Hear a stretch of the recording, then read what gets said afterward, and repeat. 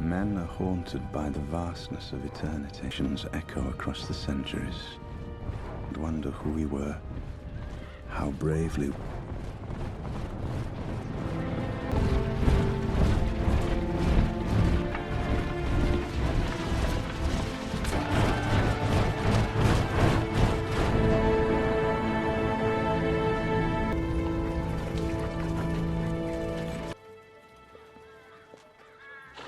Halo guys, selamat datang kembali di channel Broview Series. Masih bersama saya Stephen yang akan menjelaskan alur cerita filmnya. Kali ini saya akan menjelaskan alur cerita film yang berjudul Troy. Paris, pangeran Troya, menculik si cantik Helen dari suaminya, Raja Menelaus. Hal ini menyulut peperangan dan tak ayal lagi, pasukan Yunani pun menyerbu demi mempertahankan kehormatan dan kekuasaan. Seperti apakah kisahnya? Langsung saja, sebelum masuk ke ceritanya seperti biasa siapkan apa? Ya tentunya Kopai dan Nutbray untuk menemani kalian dalam menonton alur cerita film ini. Dan sekarang kita masuk intro.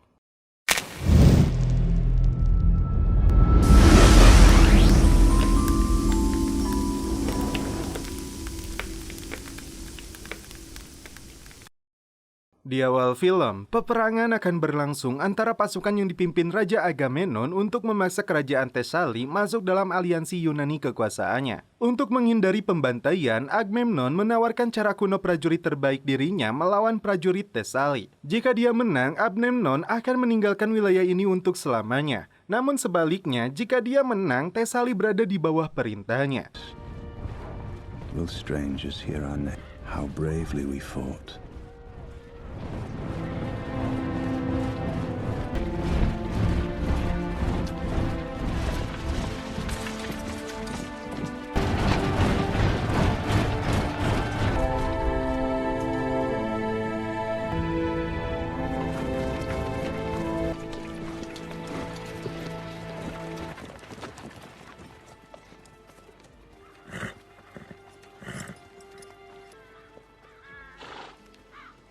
Today, and I'll tell you again today. I think we'll stay. I like it, but bravely. They won't fight for you. That's what the now. They'll fight for me. I don't want to watch another massacre. Prajurit terbaik Tesali yang bernama Boagrius dipanggil. Sosoknya tinggi besar bagai raksasa yang belum pernah dikalahkan prajurit manapun. Agamemnon kemudian memanggil Achilles, prajurit terbaik yang pernah dilahirkan. Tapi ternyata dia tidak berada di dalam barisan pasukan. Seorang bocah dikirim untuk menjemputnya. Rupanya, Achilles kelelahan setelah semalaman celepot. Sampai di medan peperangan, semua prajurit mengeluh-elukan namanya. Namun hubungan dia dan Raja Agamemnon bagaikan Tom dan Jerry. Dua tombak yang diayunkan oleh Boagrius berhasil ditangkis oleh Achilles.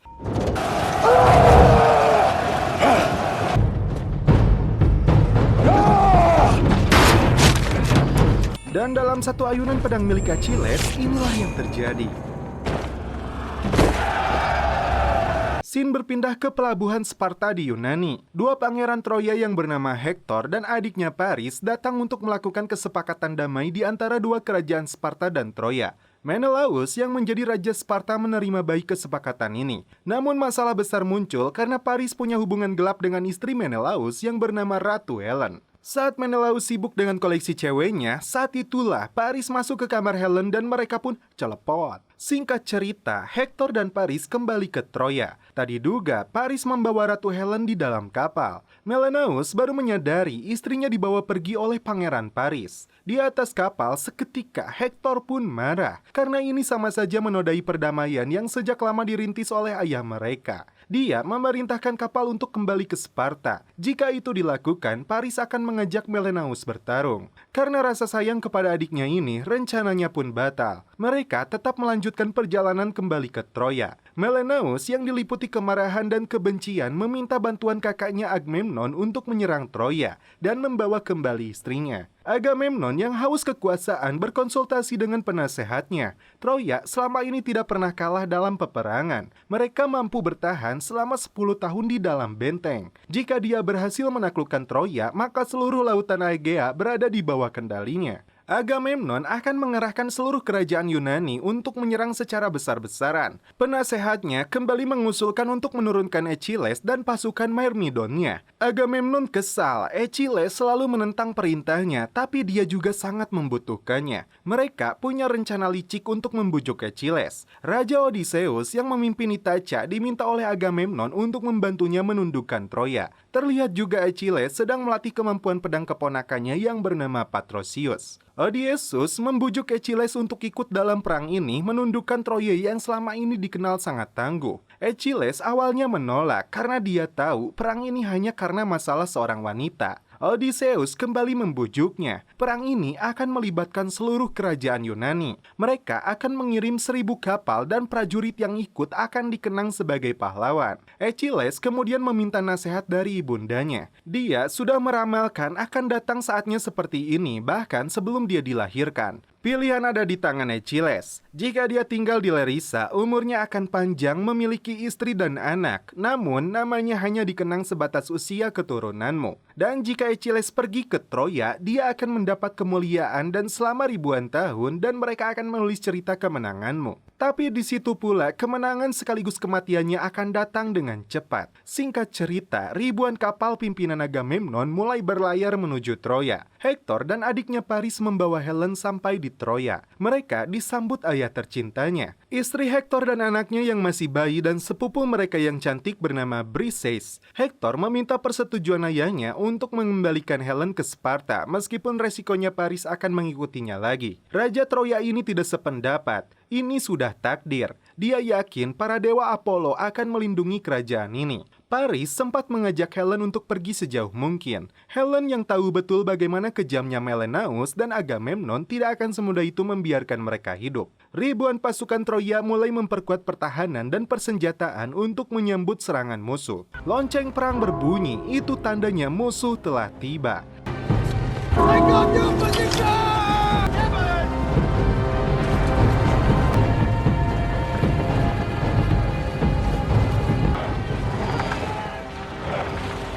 He's going to take the beach of Troy with 50 men? Di antara ribuan kapal pimpinan Agamemnon, satu kapal yang membawa Achilles dan pasukannya memilih berlayar lebih dulu untuk mencapai garis pantai Troya.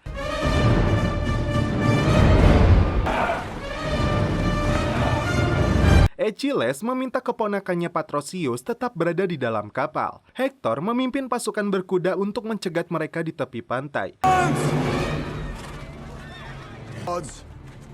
Love your woman. Us all. Fight for her.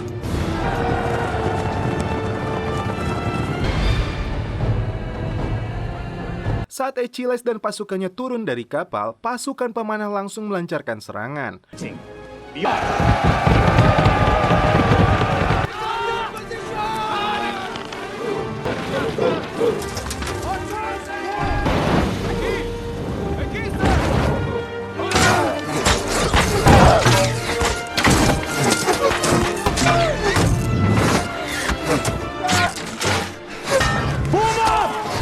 Untuk menghindari banyaknya korban, Achilles membentuk formasi kulit keong dan seketika melakukan serangan balik.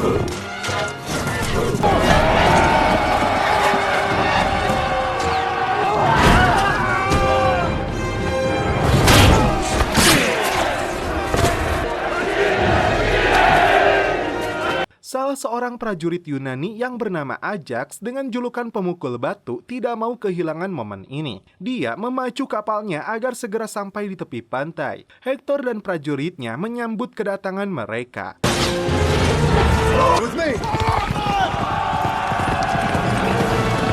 Breaker of stones, look upon me and despair. Memang bukan prajurit biasa. Achilles berhasil menumbangkan puluhan prajurit Troya hanya dengan sekali ayunan pedang.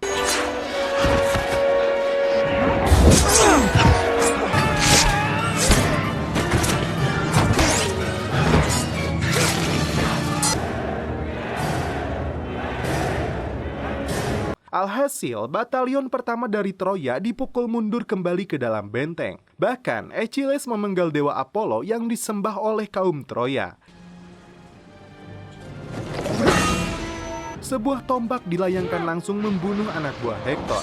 Hector dan pasukannya mengejar hingga ke dalam kuil yang dimana keponakannya Briseis sedang berdoa. Pertarungan kembali terjadi di dalam kuil ini. Kemampuan prajurit Troya sangat jauh dengan pasukan Myrmidon pimpinan Achilles. Kini Hector terjebak dalam kepungan Achilles. Tapi akhirnya Achilles memilih untuk membebaskan dia dan menyuruhnya kembali ke kota. Terlalu dini baginya membunuh seorang pangeran dalam perang besar ini. Namanya kembali dielulukan oleh ribuan pasukan Yunani. Saat kembali ke tendanya, disuguhkan seorang wanita untuk Achilles yang ternyata adalah Briseis. Achilles menunda celepotnya karena ternyata dia adalah seorang bangsawan. Muncul rasa dalam hati Achilles sehingga dia memintanya jangan takut. Achilles menghadap Raja Agamemnon yang sedang menerima persembahan dari aliansi kerajaan Yunani yang tunduk kepadanya. Agamemnon kembali mencurahkan kekesalannya kepada Achilles karena nama dia lebih familiar dan dikenal oleh pasukan daripada rajanya sendiri. Dia menguji kesabaran Achilles dengan membawa Briseis. Achilles sempat ingin bertindak namun Briseis mencegahnya.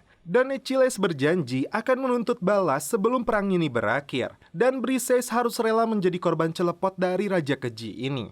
Raja Troya dan para petinggi berkumpul untuk menyatukan suara melawan penjajahan Agamemnon. Tapi Paris yang menyadari perang ini akibat ulahnya, dia berniat untuk menantang Menelaus demi mencegah korban berjatuhan. Karena rasa cintanya kepada Helen begitu besar, raja mendukung apapun keputusannya. Dan pedang Troya diberikan kepada Paris untuk pertarungannya esok hari. Malam itu, Helen berniat untuk menyerahkan dirinya kepada Menelaus demi mencegah Paris terbunuh. Hector mencegahnya karena perang ini bagi Agamemnon bukan sebatas cintanya. Dia berambisi untuk menjajah mereka dan menguasai kerajaan ini. Matahari kembali terbit. Ribuan pasukan Yunani siap menyerang Troya.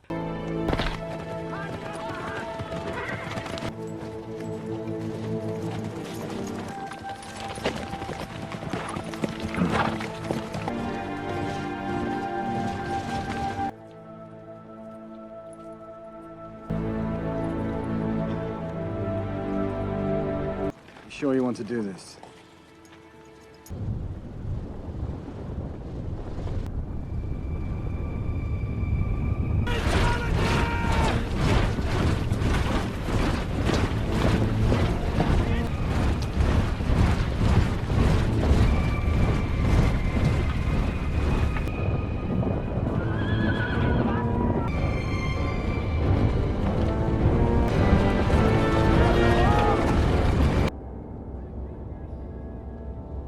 Namun Achilles memilih untuk tetap di tendanya. Dia tidak mau beraksi sebelum Agamemnon memintanya. Hector dan adiknya Paris memimpin ribuan pasukan Troya yang berada di luar benteng. Beberapa saat kemudian, ratusan ribu pasukan Yunani mendekat, jumlah yang berkali-kali lipat lebih banyak. Agamemnon memberi kesempatan kepada Hector untuk menyerahkan kembali Helen kepada adiknya, dan Troya menyatakan menyerah dan tunduk. Hector menolak karena dia tidak ingin bernasib sama dengan kerajaan lain yang berlutut di hadapan seorang raja yang serakah akan kekuasaan. Paris meminta cara lain. Dia menantang Menelaus bertarung. Siapapun yang menang akan membawa Helen dan perang ini pun berakhir. Rupanya Agamemnon berniat licik karena tujuan dia ingin menguasai Troya. Dia mengizinkan Menelaus bertarung, namun perang ini tetap akan terjadi. Dalam pertarungan itu, Menelaus dengan mudah mengalahkan Paris yang masih begitu muda. Paris hendak dieksekusi oleh Menelaus, namun dia memilih untuk kabur meminta bantuan Hector. Kejadian itu dimanfaatkan Agamemnon untuk menunjukkan pangeran Troya tidak memiliki harga diri. Ketika Menelaus terus mengejar Paris, ini yang dilakukan Hector.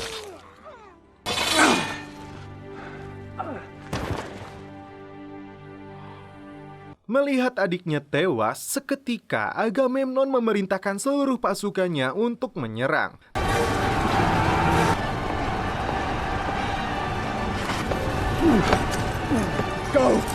Dari atas benteng, ribuan pasukan Troya langsung melesatkan ribuan anak panah untuk menghalau mereka. Achilles merasa gatal melihat pasukan Yunani menyerang dengan cara bodoh atas perintah Agamemnon. Mereka terjebak dalam jarak tembak yang begitu dekat.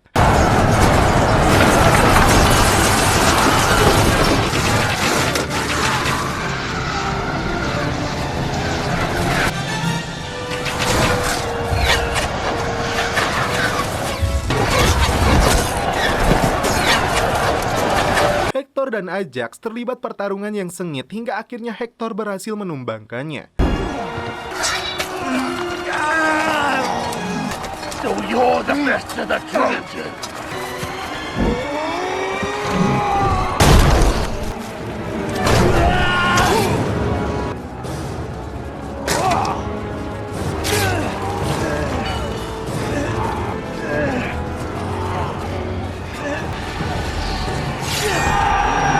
Giliran pasukan Troya yang mendesak mereka untuk mundur.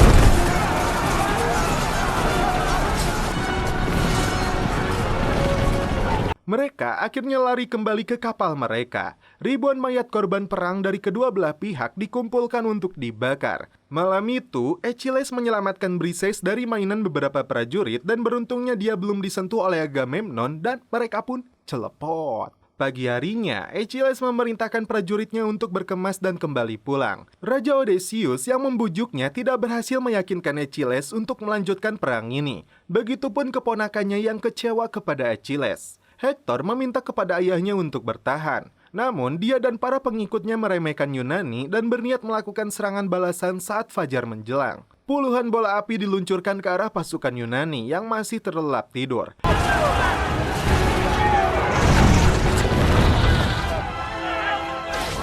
Hektor dan ribuan pasukannya mendesak mereka.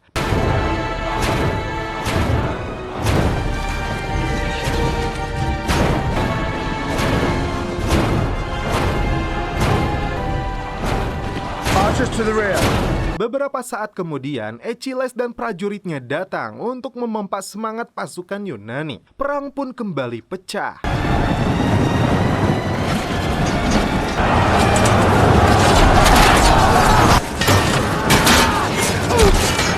Mereka menyaksikan pertarungan antara Hektor dan Achilles. Dengan mudah, Hektor menggoroknya. Namun saat pelindung kepalanya dibuka, ternyata itu bukan Achilles. Dia adalah Patrocius, keponakannya. Mengetahui hal itu, Achilles tidak bisa membendung lagi kesedihan dan amarahnya. Dan piciknya bagi Agamemnon, kejadian ini menjadi kesempatan bagi dirinya untuk balik menyerang Troya. Sementara itu, Hektor merasakan hidupnya tidak akan lama lagi saat dia tahu keponakan Achilles yang masih muda yang dia bunuh. Achilles datang seorang diri untuk menantang Hektor. Mereka langsung terlibat pertarungan yang sangat epik. Satu sama lain saling melancarkan serangan. Dari awal pertemuan mereka, Hektor sudah merasakan kekuatan dalam diri Achilles. Dan akhirnya dia merasakan sendiri kemampuannya. Hektor pun tewas di tangan Achilles sebagai balas dendam atas kematian keponakannya.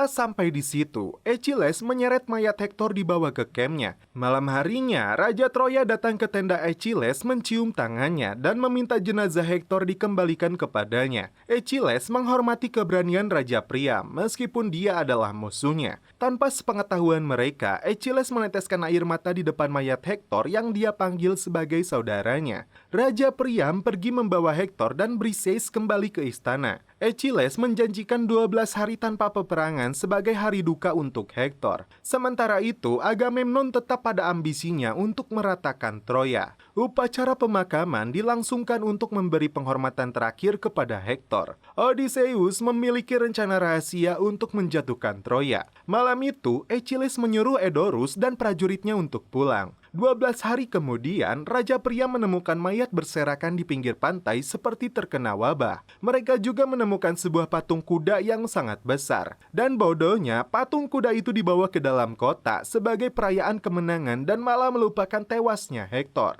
Padahal, ribuan kapal Yunani bersembunyi di balik bukit. Saat malam hari, ketika mereka tertidur nyenyak, Achilles dan pasukannya keluar dari dalam kuda itu, kemudian membunuh penjaga dan membuka gerbang. Serangan kejutan ini membuat banyak prajurit dan warga Troya yang sedang tertidur nyenyak tewas terbunuh. Seluruh kota habis dibakar.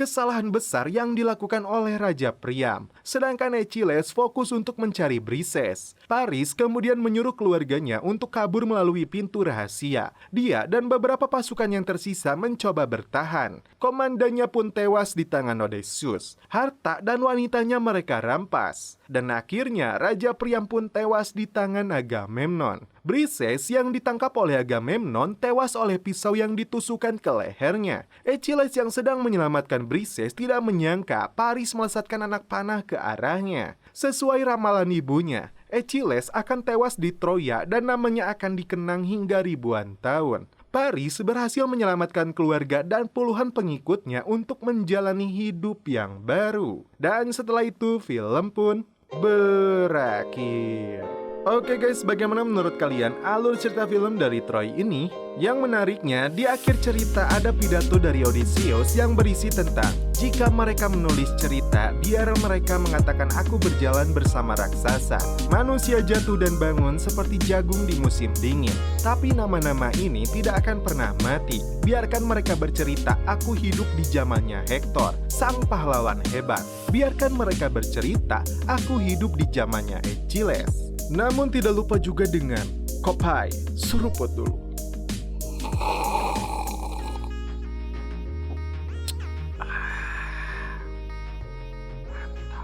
Oke guys, cukup sekian alur cerita film ini. Salam penutup seperti biasa dari kami. Mohon maaf bila ada kata-kata yang kurang berkenan di hati kalian. Mohon dimaafkan ya. Salam perfilman duniawi. Keep enjoy.